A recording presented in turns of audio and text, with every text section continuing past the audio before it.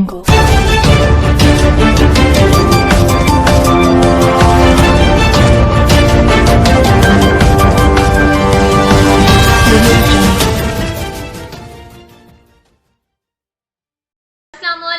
Asia 41 news کے ساتھ میں ہوں آپ کی میزبان امنا عباس۔ خبر شامل کرتے ہیں سرگودا سے۔ ہمارے بیورو چیف محمد ندیم کے مطابق تھانہ کینٹ پولیس کی منشیات فروشوں اور ناجائز اسلحہ رکھنے والوں کے خلاف کارروائیاں، 3 ملزمان گرفتار، 1 کلو 300 گرام چرس اور ناجائز اسلحہ برآمد کر لیا گیا۔